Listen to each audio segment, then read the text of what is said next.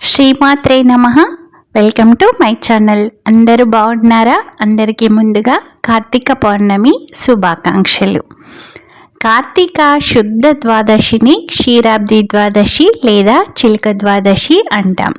అయితే ఈ క్షీరాబ్ది ద్వాదశి మనకు నవంబర్ 13వ తేదీన వస్తుందండి. ఆ రోజున ఎలా పూజ చేసుకోవాలో ఆ విధానాన్ని నేను మీకు ఈ వీడియోలో షేర్ చేస్తున్నాను. మీకు ఈ వీడియో నచ్చుతుందని అనుకుంటున్నానండి. వీడియో నచ్చినట్లయితే లైక్ చేయండి. నా ఛానల్ని ఎవరైనా సబ్స్క్రైబ్ చేసుకొని వాళ్ళు ఉంటే వెంటనే సబ్స్క్రైబ్ చేసేసుకోండి. క్షీరాబ్ది ద్వాదశి రోజున విష్ణుమూర్తి యోగ నిద్ర నుండి మేల్కొంటారని చెప్తారండి. క్షీరాబ్ది ద్వాదశి రోజున సాయంత్రం గడపకి పసుపు రాసి ఆ తర్వాత గడప పైన ముగ్గులు పెట్టుకొని, గడప ముందు కూడా రెండు వైపులా పసుపు రాసి దానిపైన ముగ్గులు పెట్టుకొని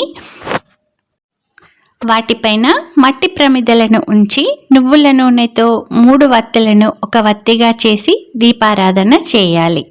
ఆ తర్వాత దీపానికి పసుపు కుంకుమ అక్షింతలతో పూజ చేసి పూలతో అలంకరించాలి. గడపకి ముందుగా పూజ చేసుకొని ఆ తర్వాతే తులసి కోట దగ్గర పూజను ప్రారంభించుకోవాలండి. అయితే గడపకి ధూపం, దీపం, నైవేద్యం అన్నీ కూడా మనం సాయంత్రం టైంలో సమర్పించుకోవాలి. ఎర్రని పూలతో పూజ చేసుకోవటం చాలా శుభప్రదం అండి. గడపను లక్ష్మీదేవిగా భావించేసి మనం ఈరోజైతే పూజ చేసుకొని ఆ తర్వాత లక్ష్మీ అమ్మవారిని మన ఇంట్లోకి ఆహ్వానించుకోవాలి. ధూపం వేయటం మర్చిపోవద్దండి. మంచి సాంబ్రాణి కడ్డీలు ఇవాళ రేపు మనకి మార్కెట్లో దొరుకుతున్నాయి కదా, వాటితో తప్పకుండా ధూపం వేసుకోవాలి. ఆ తర్వాత తులసి కోట ముందు కూడా క్లీన్ చేసేసుకొని తులసి కోట ముందు పసుపు రాసి అష్టదళ పద్మం ముగ్గు కానీ కుబేర ముగ్గు కానీ వేసుకొని ఆ ముగ్గును పసుపు కుంకుమలతో అందంగా అలంకరించుకోవాలి.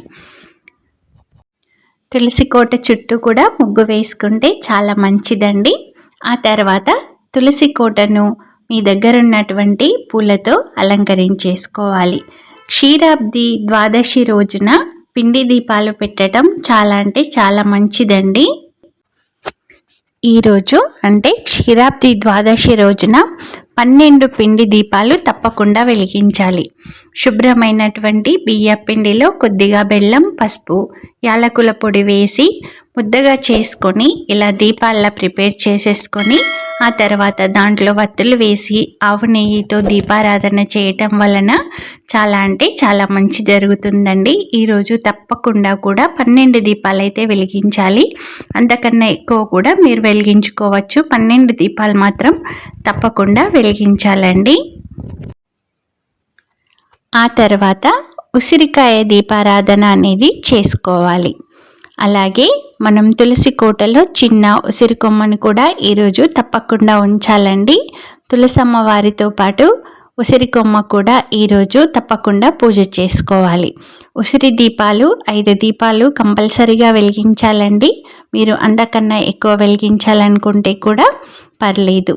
ఇలా ఉసిరికాయ పైన మనం పువ్వొత్తి చేస్తాం కదా, అది చేసేసి దానిపైన ఆవు నెయ్యి వేసి దీపారాధన చేసుకోవాలి. అయితే ఈ ఉసిరికాయలను మామూలుగా ఒక ప్లేట్లో అలా పెట్టకూడదండి. అంటే మామూలుగా ప్లేట్లో డైరెక్ట్గా పెట్టకూడదు. కింద తమలపాకులు అంటే 2 తమలపాకులు అలా ఉంచేసి వాటిపైన కొన్ని అక్షింతలు వేసి దానిపైన ఈ ఉసిరికాయలు ఉంచేసి ఆ తర్వాత దీపారాధన చేసుకోవాలండి.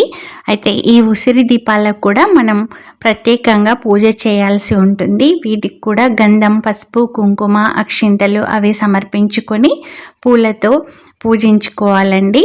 ఉసిరికాయ దీపారాధన అనేది ఈ కార్తీక మాసంలో చాలా ముఖ్యం. దీనివలన మనకు చాలా మంచి ఫలితాలు వస్తాయి. క్షీరాబ్ది ద్వాదశి రోజున తులసి కళ్యాణం చేయటం ఆనవాయితీ ఉన్న వాళ్ళు కళ్యాణం చేసుకోవచ్చండి. అయితే తులసి కళ్యాణం వీడియో మరొక దాంట్లో అప్లోడ్ చేస్తాను.